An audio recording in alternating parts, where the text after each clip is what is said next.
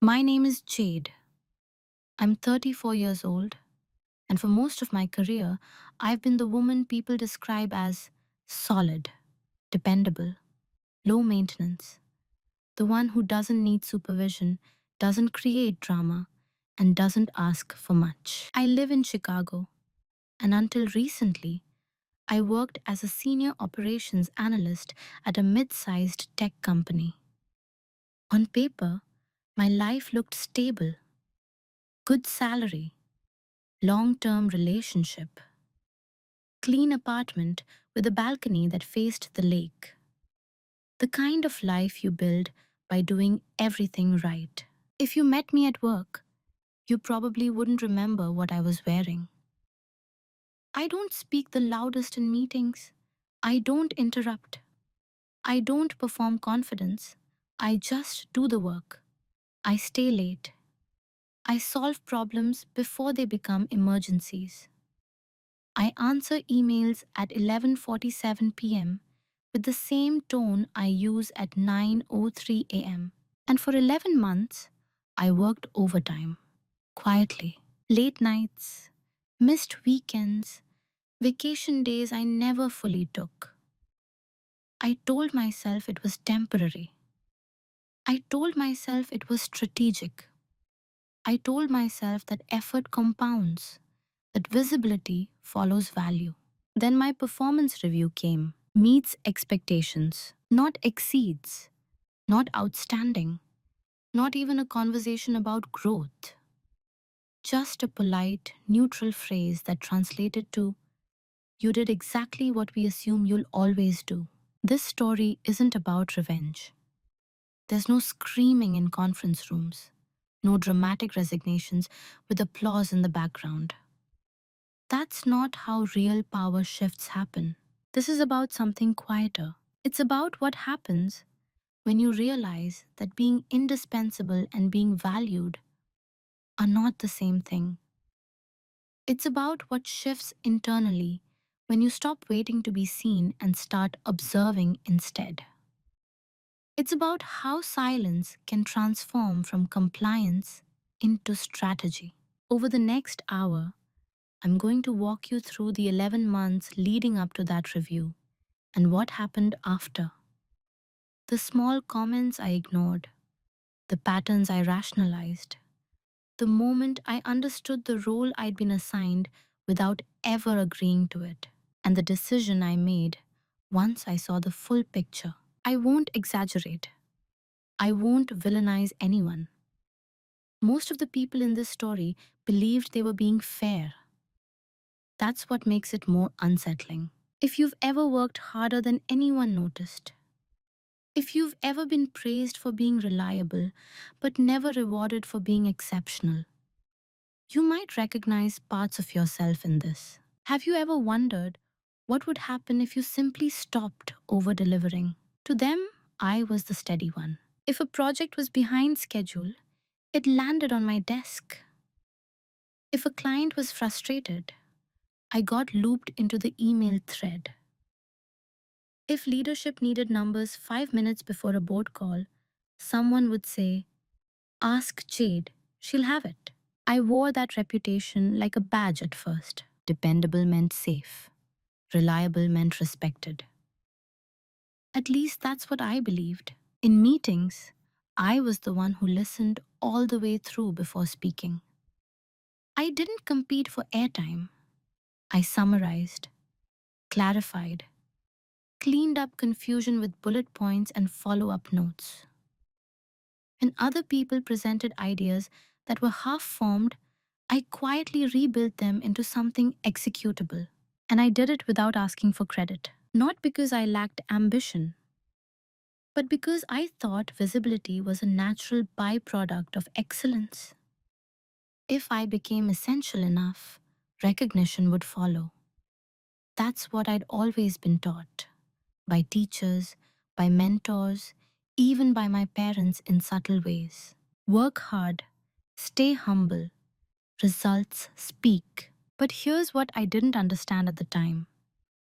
Results speak only if someone hands them a microphone. To leadership, I was low maintenance. That phrase came up more than once in feedback sessions. You don't require a lot of oversight. You're very self sufficient. You're easy to work with. All compliments, all technically positive. But underneath them was something else. I wasn't seen as high potential. I wasn't described as strategic. I wasn't considered a future leader. Those labels floated toward louder personalities, the ones who narrated their own contributions in real time. Meanwhile, I absorbed complexity. I knew which processes were duct taped together behind the scenes. I knew which clients were one bad quarter away from leaving. I knew which departments quietly relied on spreadsheets I had built 2 years ago that no one officially owned. But because I didn't announce these things, they became invisible labor. At office happy hours, I'd hear people joke about how I was married to my laptop. They meant it lightly. I'd smile, shrug, say something self deprecating like, someone has to keep the trains running. What I didn't say was that I had logged 60-hour weeks for 3 consecutive months. I had cancelled a weekend trip to finalize a workflow migration. That I sometimes ate dinner at my desk while rewriting documentation no one would ever read, but everyone would rely on. To them, I was a stable infrastructure, not the architect. Infrastructure doesn't get celebrated, it gets expected. And because I didn't complain, they assumed I was fine. There's a specific kind of invisibility that doesn't feel like rejection. It feels like neutrality, like you're being treated fairly. You're not excluded, you're not insulted, you're simply standard, meets expectations. Looking back, I can see that I participated in my own erasure. I answered emails too quickly. I volunteered too often. I corrected mistakes quietly instead of asking why they happened. I protected the team's reputation at the expense of my own visibility. I thought I was building goodwill. What I was actually building was a pattern, and patterns, once established, become roles. By the time my 11th month of overtime rolled around, no one questioned why I was still the one staying late. It wasn't malicious, it was structural. I had proven I could carry weight without buckling. So they gave me more. Not because they wanted to hurt me, because I never gave them a reason to stop. And at that point, I still believed the system was neutral. I still believed effort equaled elevation. I hadn't felt the first small cut yet. The first small cut didn't look like a cut. It looked like a calendar invite. Quarterly performance alignment. 30 minutes. With my manager, Daniel. Daniel wasn't a villain. He was competent, composed, the kind of leader who used phrases like strategic visibility and cross functional synergy. He liked data. He liked clean dashboards. He liked employees who didn't create friction, which meant he liked me. Or at least, I thought he did. I walked into that meeting with a quiet kind of optimism. Not arrogance, just certainty. I had just finished leading a complex internal systems migration. 3 departments, 2 vendors, zero downtime. It had taken months of planning, documentation, and more late nights than I admitted to anyone. I didn't ask for praise, but I expected acknowledgement. Daniel scrolled through a document on his screen while speaking in a steady, almost rehearsed tone. Jade, overall, you're performing strongly. You consistently meet expectations. Your work is accurate and reliable. The team trusts you. Meet expectations. There it was. The phrase. He kept talking. There are opportunities for growth around executive presence and strategic influence. Sometimes, your impact happens behind the scenes, and that makes it harder for leadership to see your full contribution. I nodded. Behind the scenes. I remember noticing the fluorescent hum in the room, the way the light hit the edge of the conference table, the faint reflection of myself in the glass wall, sitting upright, composed, professional. I asked carefully, is there anything specific that prevented this cycle from being considered exceeds expectations? He paused. Not prevented, he said. It's more about visibility and initiative at a higher level. You execute extremely well. We just need to see more proactive leadership. I had led the migration. I had redesigned a reporting framework that saved the finance team hours each week. I had onboarded 2 new hires unofficially because their manager was overwhelmed. But I hadn't narrated it. I hadn't branded it. And in that moment, I understood something subtle and uncomfortable. The work alone wasn't the currency. The perception of the work was. The cut wasn't in the rating itself. It was in the realization that my extra hours had not shifted my category. 11 months of overtime had not moved the needle from solid to exceptional. After the meeting, I walked back to my desk and opened my black notebook. I wrote down exactly what he said. Impact happens behind the scenes. Harder for leadership to see. Need more proactive leadership. No anger, just documentation. Later that afternoon, a colleague stopped by my desk. How'd your review go? Good, I said. Meets expectations. She smiled. That's great. Stable is good. Stable is good. That's when it registered. The small cut. Stability was the ceiling they had placed over me. Not because I lacked ability, but because I had trained them to see me as the safe pair of hands, not the driving force. And the most unsettling part? No one thought anything was wrong. Daniel believed he had given constructive feedback. My colleague believed stability was a compliment. The system believed it was fair, which meant if I wanted something different, I couldn't rely on outrage. I would need clarity. That was the first time I stopped assuming effort alone would translate upward. And it was the first time I considered that silence might not be humility. It might be positioning. After that review, nothing dramatic changed. That's what made it dangerous. There was no confrontation, no shift in tone, no sudden coldness. I was still included in meetings, still trusted with deadlines, still the person people leaned on when timelines tightened. But once you see a pattern, you can't unsee it. The next small moment came during a cross-functional planning session. Marketing had overpromised a feature update to a major client. Engineering said the timeline was unrealistic.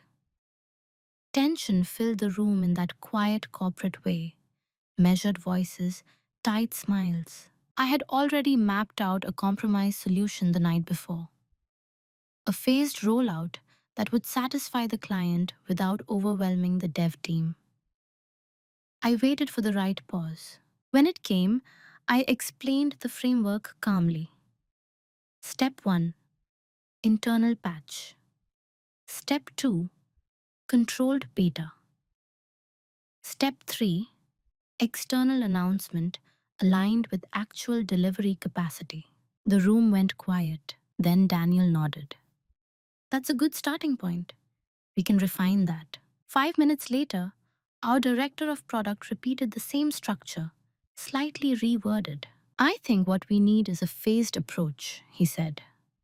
Internal stabilization first, then a beta group before full release. Everyone agreed. Great thinking, someone said. I didn't correct it, not because I was afraid, but because correcting it would have felt disruptive, petty, socially costly. After the meeting, a teammate leaned over and whispered, "That was basically your plan." I smiled. It's fine, as long as it works. And I meant it. At least, I thought I did. This is how normalization begins.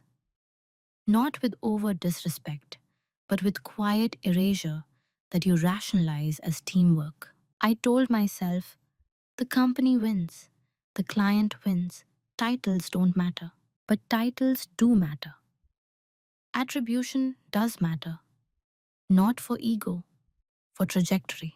Over the next few months, I started noticing how often this happened. I'd send a detailed strategy outline in Slack.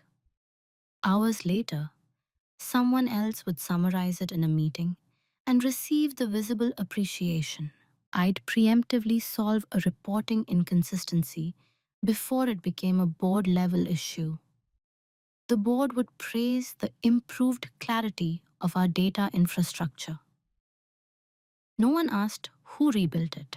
And every time I chose composure, I didn't want to be that person who fights for credit. I didn't want to be perceived as territorial, especially as a woman in a male dominated leadership team. I had learned early that confidence could be misread as aggression. So I optimized for likability. And in doing so, I quietly traded leverage for comfort. The overtime continued. 11 months doesn't happen in one dramatic sprint. It's incremental. A late night here, a Saturday login there, a quick fix before dinner that becomes a 3-hour rebuild. Daniel once thanked me casually in passing. I don't know how you manage to keep everything so smooth. That word again, smooth. Frictionless systems don't require force. Like stability appears naturally instead of being engineered. I started tracking my hours privately, not to submit them, but to see them. 62 one week, 58 the next. I didn't complain. I didn't escalate because a part of me still believed the narrative.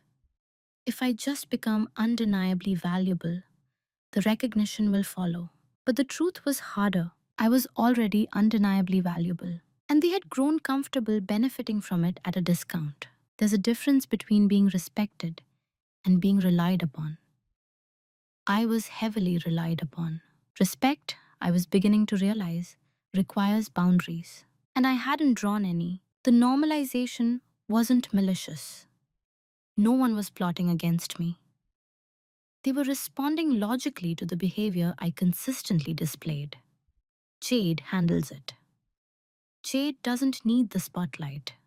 Jade won't push back. So they stopped offering it, and I kept accepting it. That's the quiet thing about self erasure.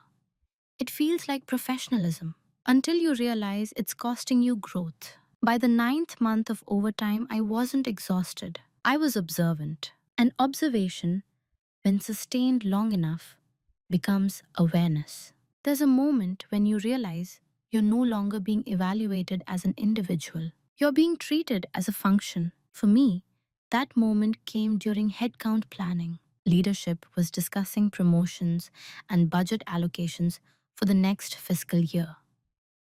I wasn't in the room, but Daniel later summarized the conversation in our one-on-one. We're looking at expanding the strategy team, he said. More outward-facing leadership roles, high-visibility projects. I nodded. Am I being considered for one of those? He hesitated. Not long, but long enough. We see you as critical where you are, he said carefully. You provide stability. If we move you, there's a gap. A gap. I felt it settle, not in my chest, in my understanding. They didn't see me as promotable because I was too useful in place. It wasn't about readiness. It was about convenience. I had become structural support, load-bearing, invisible, essential. And no one volunteers to remove a load-bearing wall unless they're forced to. That was the role I had been assigned. Reliable, useful, low risk, low noise, replaceable in theory, but too inconvenient to replace in practice. The irony was sharp. The more competent I became, the more immovable they made me. Not upward, just anchored. I replayed the last 11 months in my mind. The migration project, the process redesigns, the client rescues, the undocumented fixes. I had assumed those were promotional arguments. In their eyes, they were retention arguments. That realization didn't make me angry. It made me precise. I started noticing language more carefully. When louder colleagues pitched bold, half tested ideas, leadership described them as visionary, strategic, high upside. When I delivered polished, proven systems, I was described as dependable, thorough, consistent. Ambition was rewarded when it was visible.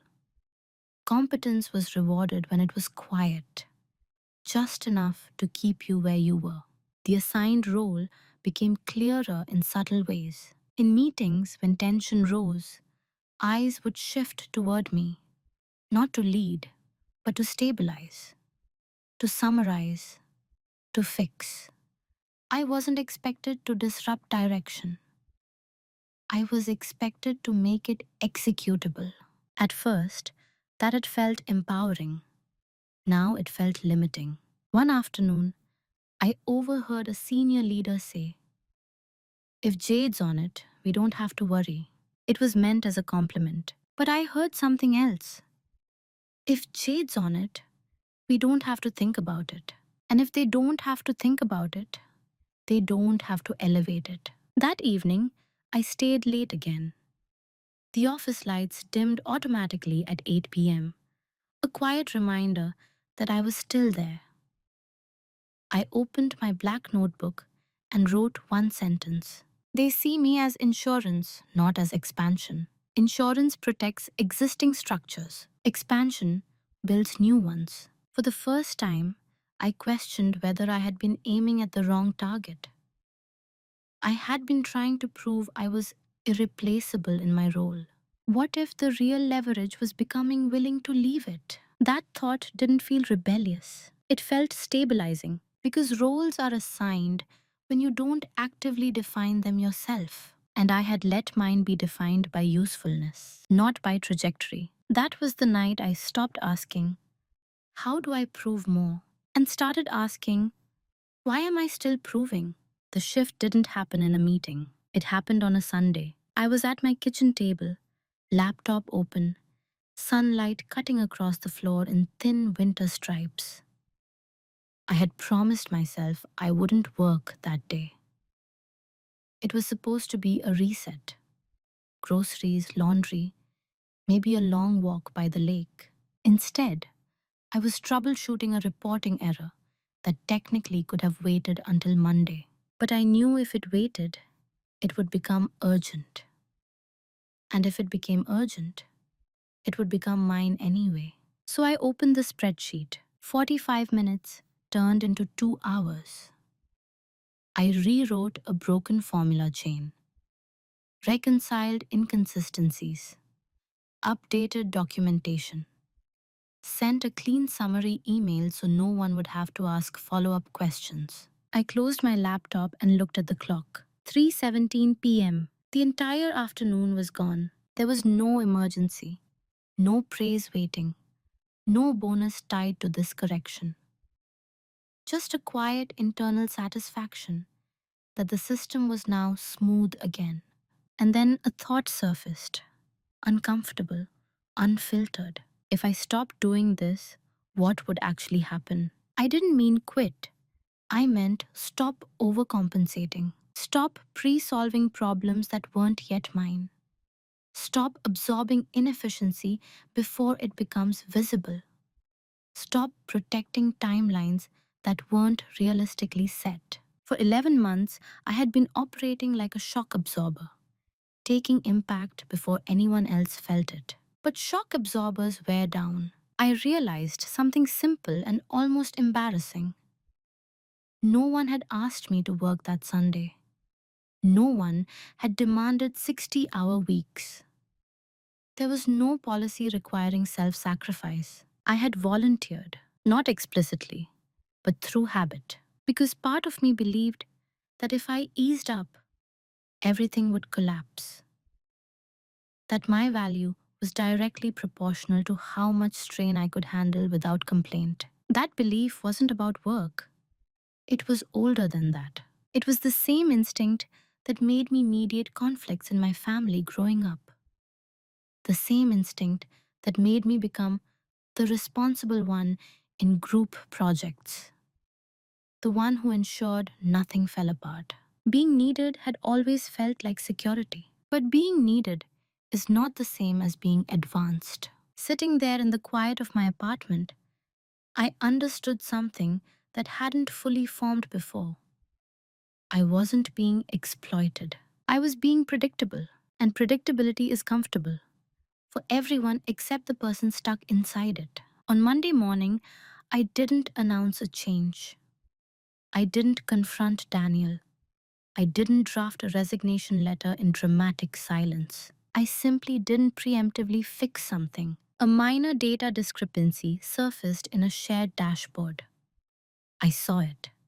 I recognized the cause instantly. And instead of diving in, I left it alone.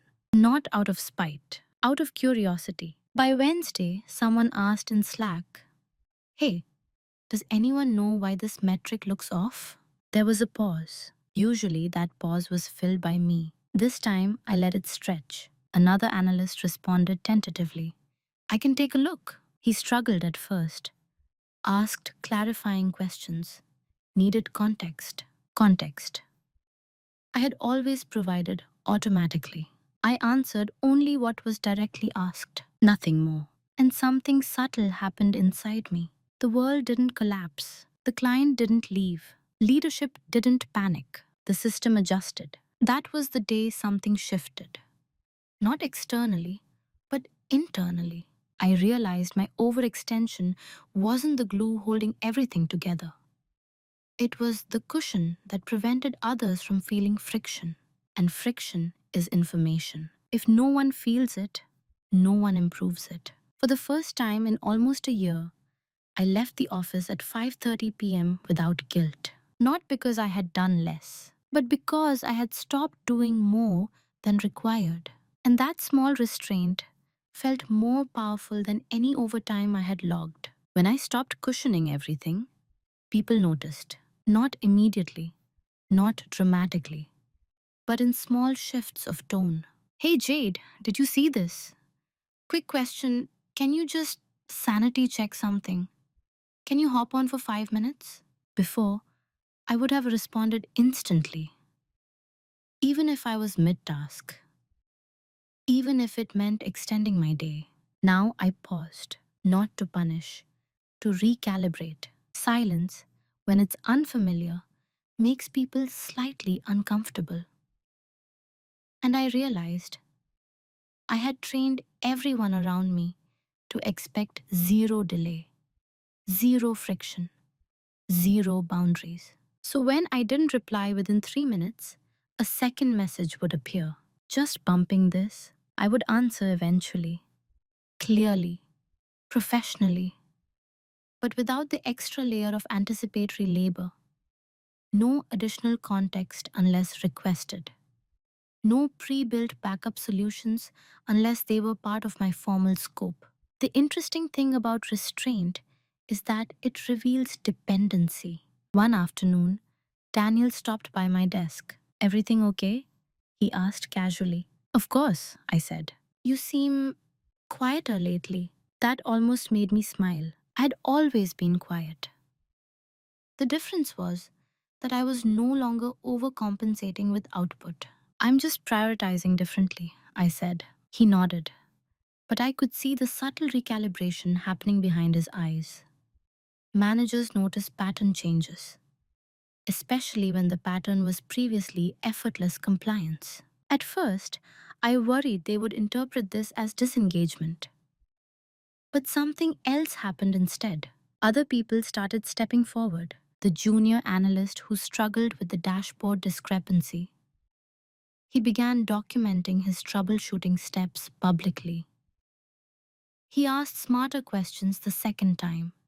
He grew. The product team, without my automatic post-meeting summaries, started taking more careful notes. Meetings ran slightly longer, but they became more accountable. And here's the part that surprised me most. I felt calmer. For 11 months, I had been operating in constant micro alertness, watching for potential breakdowns, pre solving before problems became visible. That vigilance is exhausting. Choosing silence strategically, choosing not to jump first, felt like reclaiming cognitive space. But silence is often mistaken for weakness. In a leadership sync, I deliberately let a flawed timeline proposal sit without immediately correcting it. I wanted to see who would challenge it. No one did. The plan moved forward. 2 weeks later, the deadline slipped exactly where I knew it would. This time, when Daniel asked for an analysis of the delay, I presented the constraints clearly, data backed, calm. We flagged resource limitations during initial scoping, I said, referencing documented notes. Adjusting earlier would have prevented compression here. There was no accusation in my voice, just evidence. For the first time, I watched realization spread across the table, not about the delay, but about my prior silence. I hadn't been passive, I had been observing. And observation, when paired with documentation, becomes leverage. The overtime hours dropped gradually, 58 to 45, 45 to 42. Still committed, still competent, but no longer self sacrificial. At home, the change was noticeable too. I cooked more, read before bed, took walks without checking Slack, and something unexpected surfaced beneath the calm. Ambition. Not frantic, approval seeking ambition, directional ambition. For months, I had been proving I could endure more.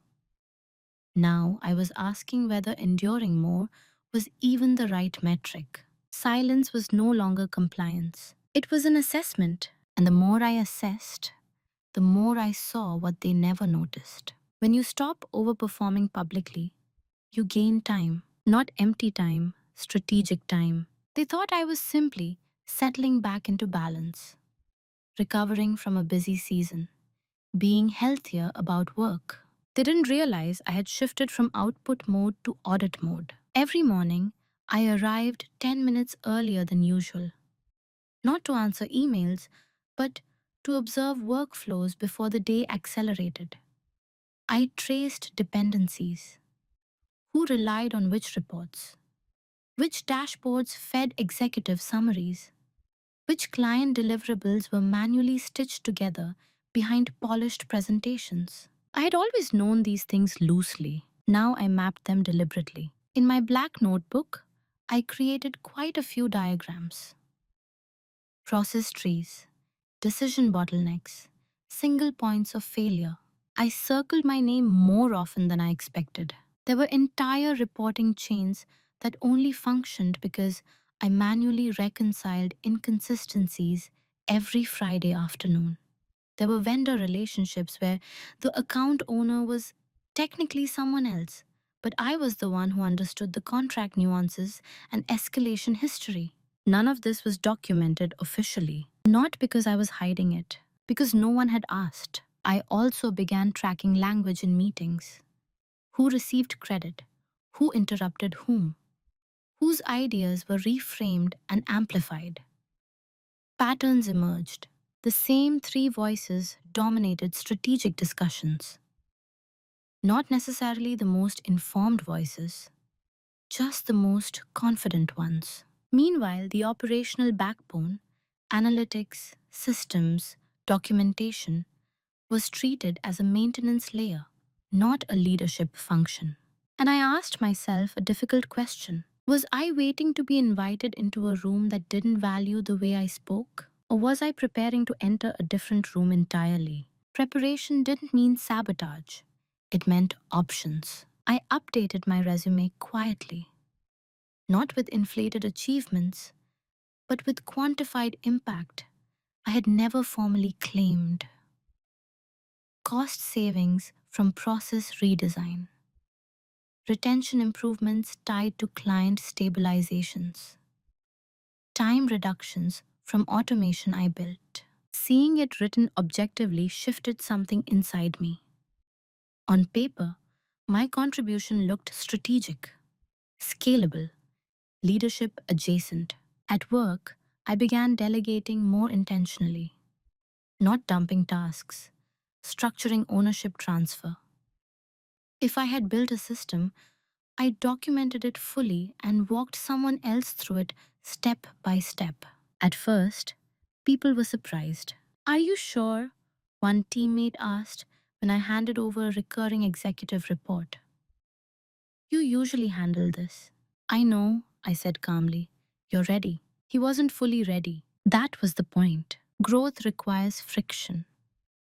I had been absorbing everyone else's. I also scheduled informational interviews outside the company.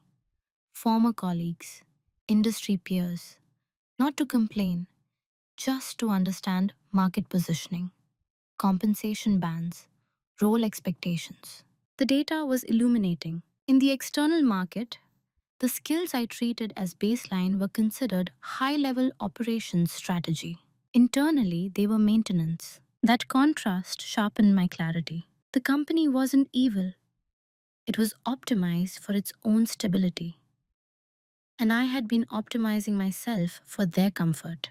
But optimization without leverage is stagnation. One evening, while reviewing a contract amendment from a vendor, I noticed something small but critical.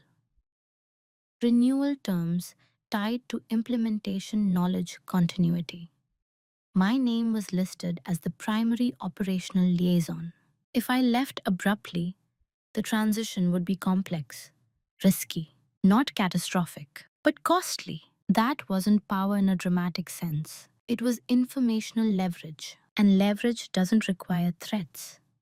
It requires awareness. They never noticed the shift because externally, I remained composed. Deadlines met, meetings attended, professional tone intact. But internally, I was no longer proving worth. I was calculating alignment. There's a difference between being valuable and being aligned. Value keeps you useful. Alignment determines whether you grow. By the end of the 11th month, I wasn't exhausted anymore.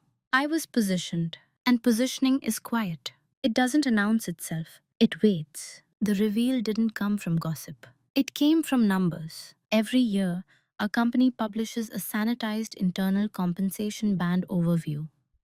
Not individual salaries, just ranges tied to level and tenure. It was presented as a transparency initiative. Most people skimmed it and moved on. This time, I didn't skim. I cross-referenced my tenure, my performance ratings, my responsibilities, formal and informal. Then I compared that to the compensation band for the next level up. The gap wasn't just title-based. It was financial, not life-changing money, but meaningful enough to signal something clear. The organization had placed me exactly where they believed I would stay. I opened my notebook and wrote 3 columns: what I deliver, what I'm rated, what I'm paid. The misalignment wasn't emotional anymore. It was structural. Then something else happened. Something smaller, but sharper. I was accidentally CC'd on an email thread between Daniel and HR regarding succession planning. My name was mentioned. Jade is critical in her current function. Promotion would create operational risk. Recommend lateral skill expansion before level adjustment. I read it twice. Not malicious, not dismissive, practical. And that practicality was the clearest reveal of all. They didn't see me as underperforming. They saw me as too operationally embedded to elevate without inconvenience. My stability had become my ceiling. I didn't feel anger. I felt clarity. Because once something is named, it stops being personal.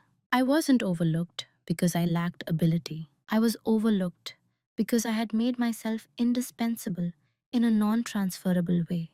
That's not oppression, that's positioning. And positioning can be redesigned. I closed my laptop and leaned back in my chair.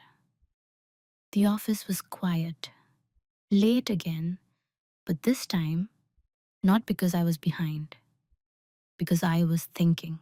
If I stayed and continued operating this way, I would likely remain meets expectations, reliable, critical, unmoved. If I pushed aggressively for promotion, I would force a structural problem they weren't incentivized to solve.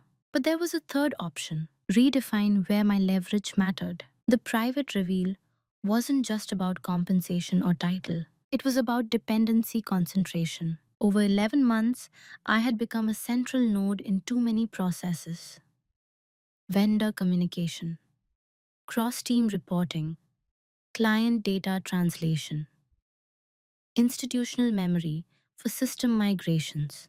And almost none of it was formally attributed to me in a way that traveled beyond the company. Inside, I was critical. Outside, I was invisible. That imbalance was the real risk. So I made a quiet decision that night: not to confront, not to threaten, not to resign impulsively, but to detach my identity from their recognition. I updated my LinkedIn profile with measured, quantified descriptions of my work, not exaggerations, facts I had underreported.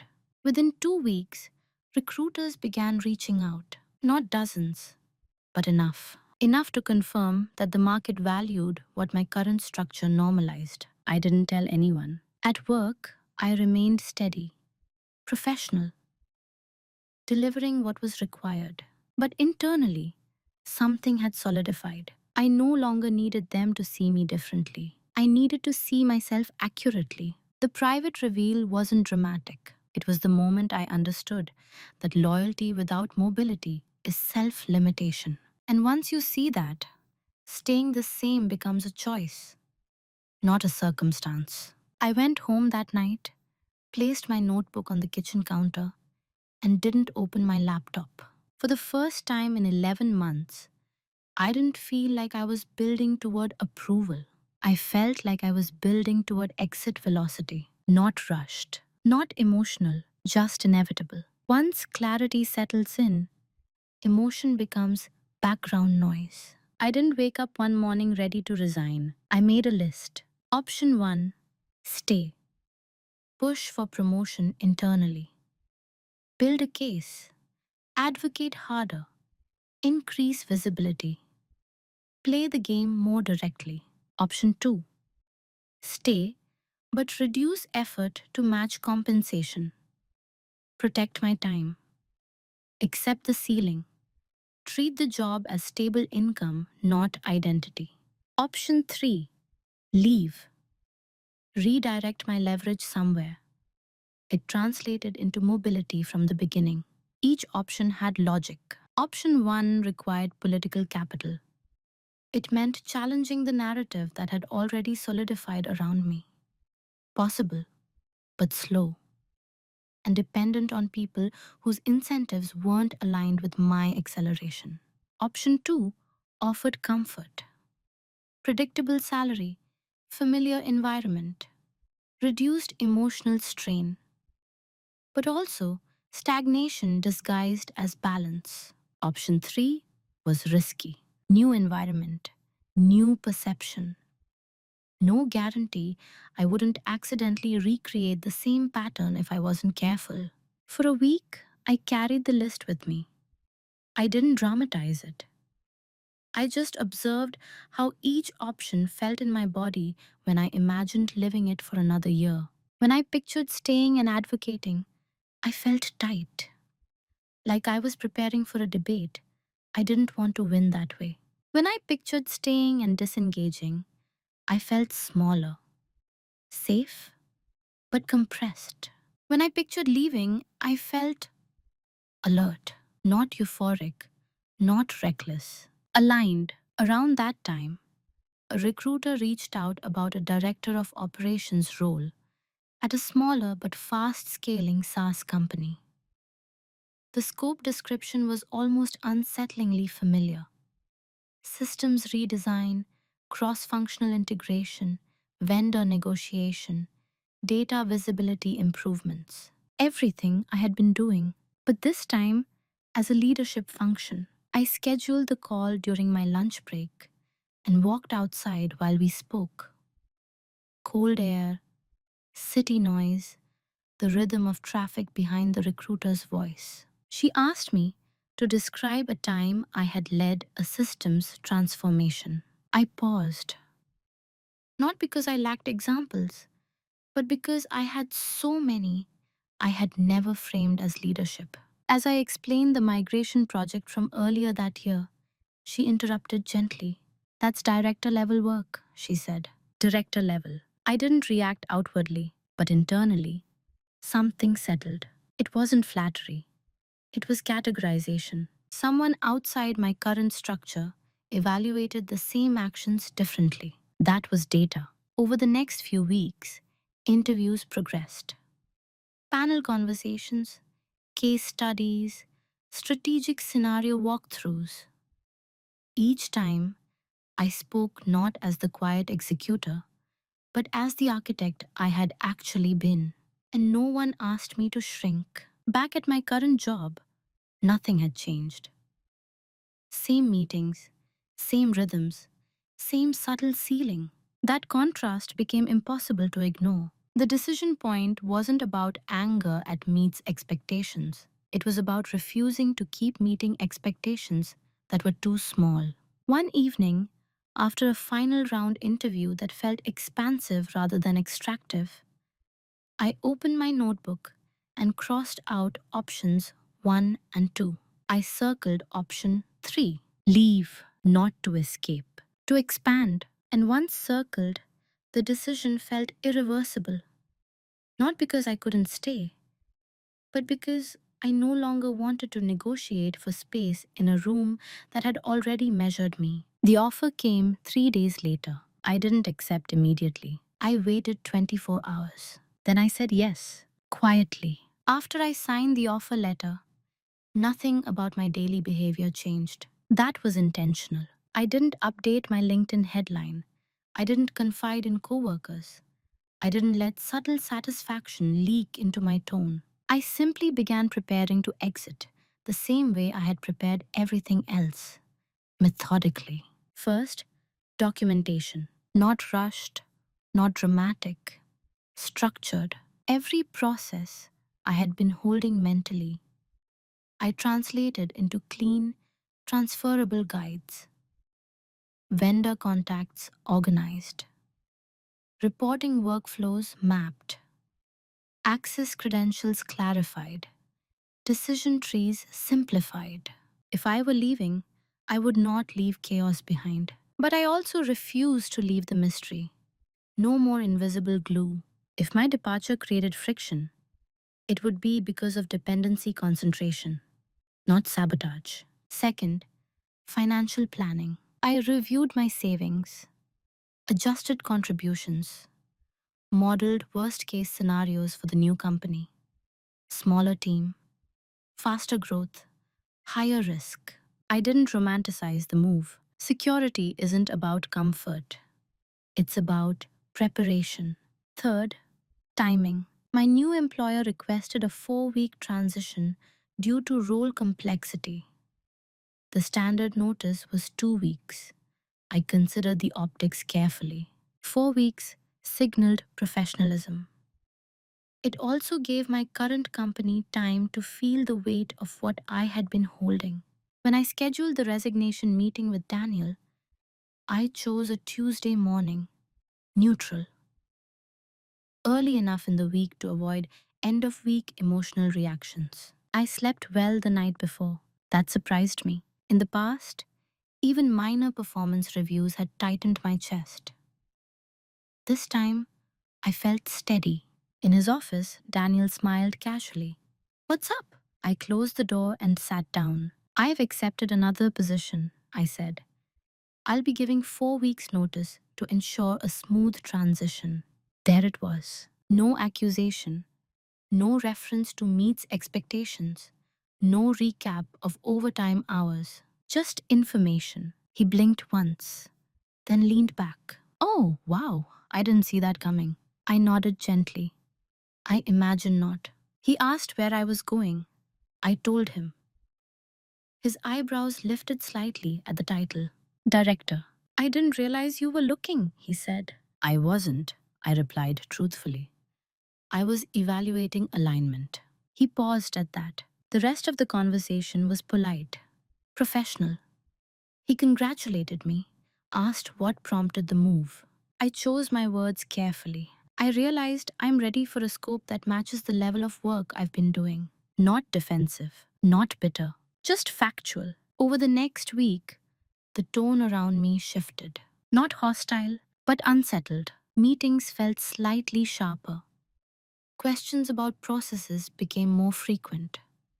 Leadership suddenly wanted deeper walkthroughs of systems that had run smoothly for years. Silence, once mistaken for weakness, is now read as withheld expertise. Colleagues stopped by my desk more often. I didn't know you were unhappy, one said. I wasn't unhappy, I answered. I was underleveled. That sentence traveled faster than I expected. I continued delivering at full quality through my notice period. No dramatic disengagement, no quiet revenge. But something subtle was happening. They were seeing the architecture for the first time and realizing how much of it had been invisible. The first consequence wasn't loud, it was logistical. 2 days after I gave notice, a vendor escalation surfaced. Normally, I would have handled it quietly, reviewed the contract clause, clarified the scope discrepancy, drafted a structured response that protected both timeline and relationship. This time, I forwarded the email to the assigned account owner. With context from Section 4.2 of the Renewal Amendment, I added, "Let me know if you'd like me to walk through it." There was a delay, then a reply. "Can we jump on a call?" I'm not fully clear on the amendment history. We jumped on a call. I explained the background calmly, including decisions made months prior, decisions that had never been formally recorded outside of my notes. By the end of the call, the account owner said something that lingered.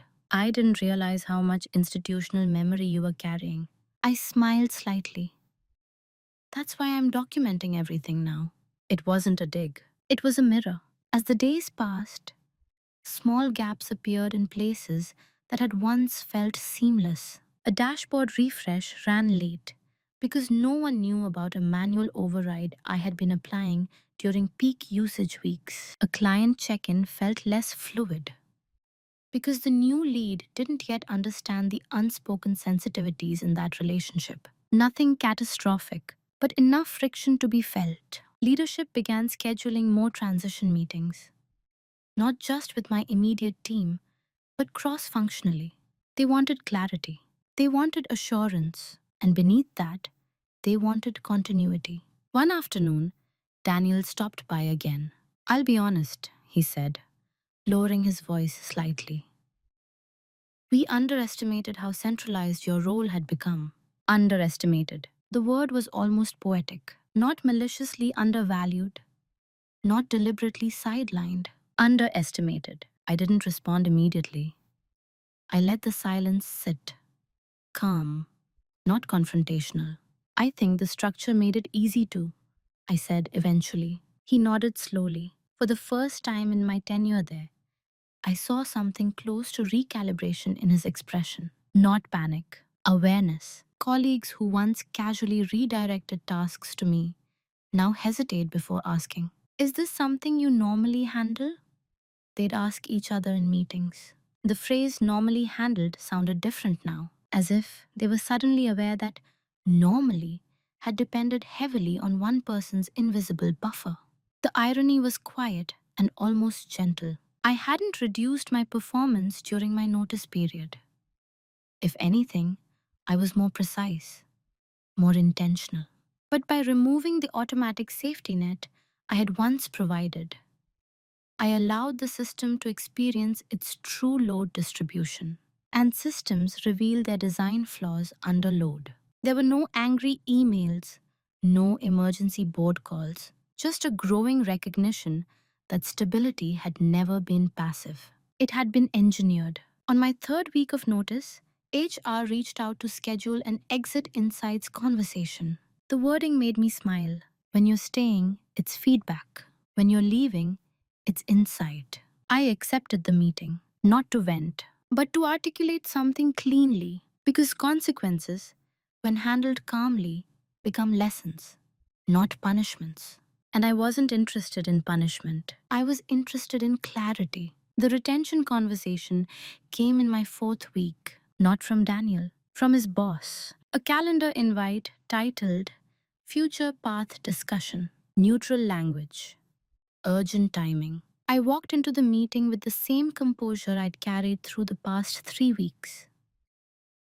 The director of product, who had once rephrased my phased rollout plan as his own, sat across from me with an expression that was more serious than usual. "We don't want to lose you," he began. I nodded politely. "We've been reviewing your scope more closely since your notice," he continued. "It's clear your impact has been broader than we accounted for. Broader than we accounted for." That sentence held everything. He outlined a proposal: accelerated promotion track, compensation adjustment, expanded strategic involvement, a title change. Eventually, the offer wasn't insulting. In fact, 6 months earlier, it would have thrilled me. But timing changes meaning. "Why now?" I asked gently. He didn't hesitate. "Because we see the risk." There it was. Not because they saw my potential, because they saw the cost of my absence. And that distinction mattered. I wasn't offended. I wasn't triumphant. I was calm. "I appreciate that," I said. "Truly.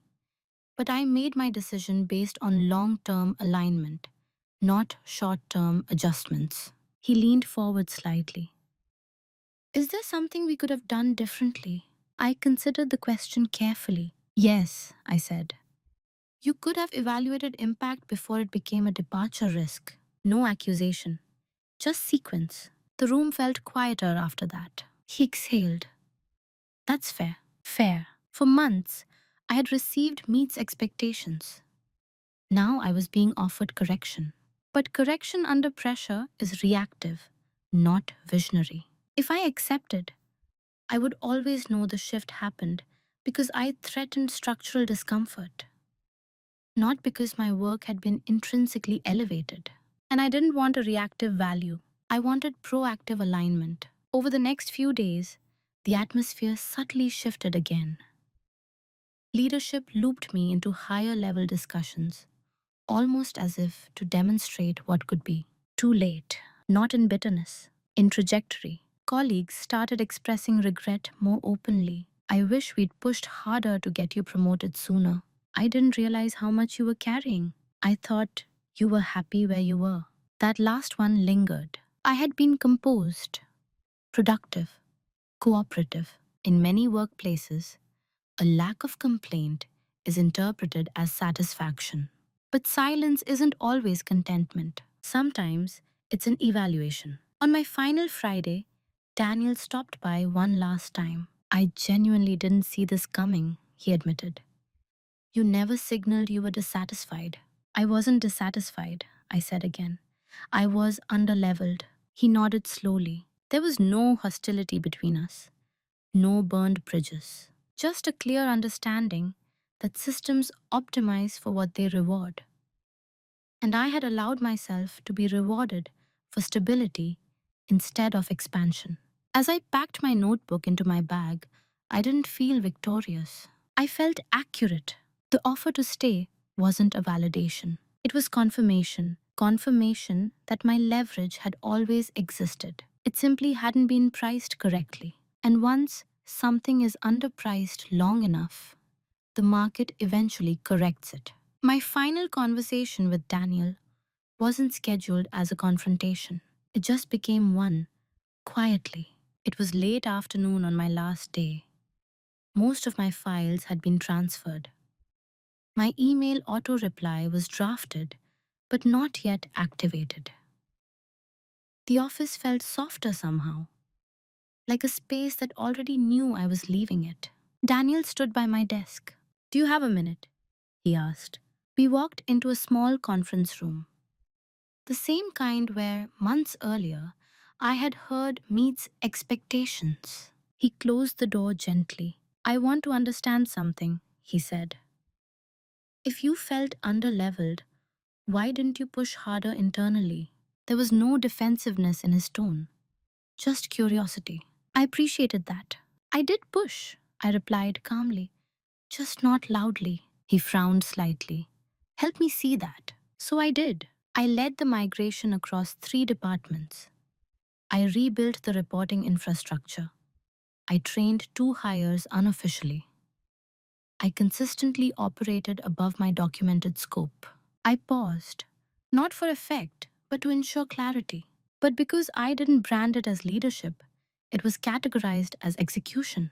Daniel leaned back in his chair. "That's on us too," he said after a moment. "We should have recognized that." I held his gaze evenly. "Recognition isn't passive," I said. "It requires evaluation beyond what's convenient." The room stayed quiet. There was no raised voice, no emotional charge, just 2 professionals sitting with the truth of a pattern. "You're right," he said finally. "We optimized for stability." That sentence mattered, not because it fixed anything, but because it named the dynamic accurately. "And I optimized for being indispensable," I replied, which made it easy. For the first time, he smiled, not casually, but knowingly. "So, what changes for you next?" he asked. "I won't build leverage that only functions in one room," I said. That was the core of it. Indispensability is fragile when it's localized. True leverage travels. He nodded slowly. "I hope you know this wasn't about not valuing you." "I know," I said. "It was about not recalibrating me." "There's a difference." He stood and extended his hand. "You'll do well there." "I know," I answered. Not arrogantly, just calmly. When I walked back to my desk, I didn't feel vindicated. I felt clean, no resentment lingering, no dramatic final speech delivered. Just alignment restored. As I sent my final email, professional, gracious, concise, I thought about that performance review again. Meets expectations. At the time, it felt like a ceiling. Now it felt like a mirror. They evaluated me based on the role I allowed them to see. And once I changed the role, the evaluation changed too. Not through argument, through movement. I picked up my bag, stepped into the elevator, and let the doors close without looking back. Not because I was bitter, but because I was done negotiating for space. The first week in my new role felt unfamiliar in the best way. Not because the work was radically different, because the framing was. On my second day, during a leadership sync, I outlined a systems risk I had identified in their client onboarding process. I expected to be told to document it, refine it, bring it back later. Instead, the CEO looked at me and said, "Great catch. How would you redesign it?" How would you redesign it? Not can you fix it quietly. You can stabilize it behind the scenes. But how would you architect it? The difference wasn't volume, it was altitude. For the first time, my instinct to see structural gaps wasn't categorized as maintenance. It was categorized as a strategy. And I realized something important. I hadn't changed personalities. I hadn't become louder, more aggressive, more performative. I had changed environments. But more than that, I had changed my internal contract. I no longer equate worth with endurance. I don't volunteer for invisible labor unless it builds visible leverage. I would document impact as I go, not to boast, but to ensure accuracy.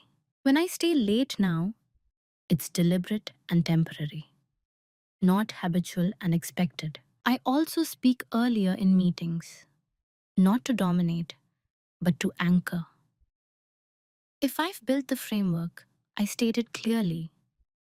If I've led the initiative, I name it as such. Not emotionally, just factually. Because silence is powerful, but only when it's chosen, not default. The overtime pattern hasn't followed me. Not because the workload is lighter. It's not. Startups move fast. Complexity exists everywhere. But the difference is alignment. My scope matches my output. My compensation reflects my responsibility. And when feedback comes, it's calibrated to growth, not containment.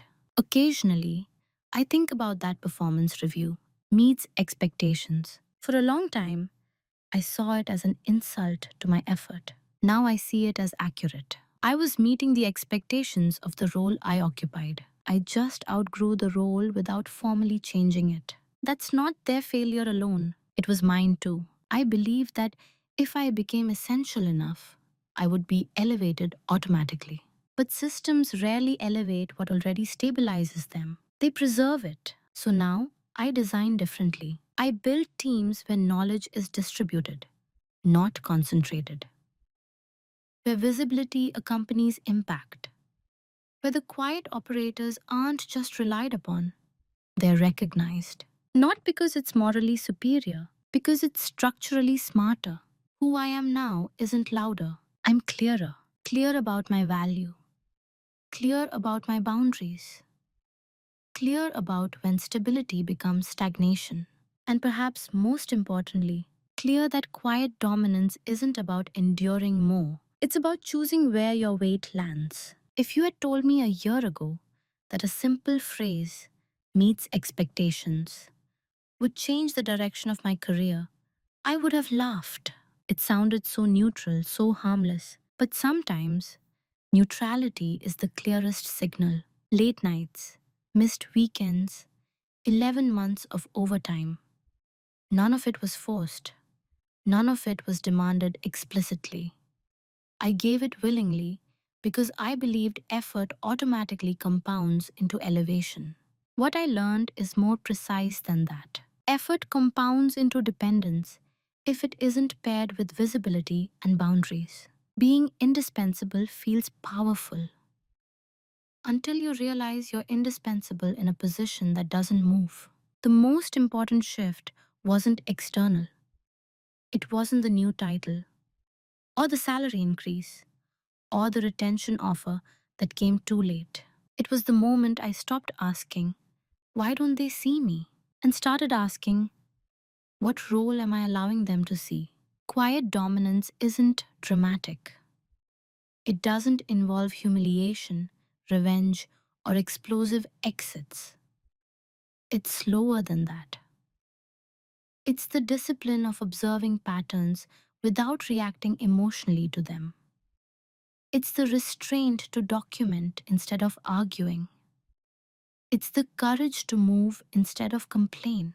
I didn't burn bridges. I didn't expose anyone. I simply redirected my value to a place that priced it correctly. And that's the part I hope you hold on to. If you're working overtime right now, if you're the reliable one, the stabilizer, the person who fixes things before anyone notices they were broken, ask yourself one honest question. Are you being elevated for it or just relied upon?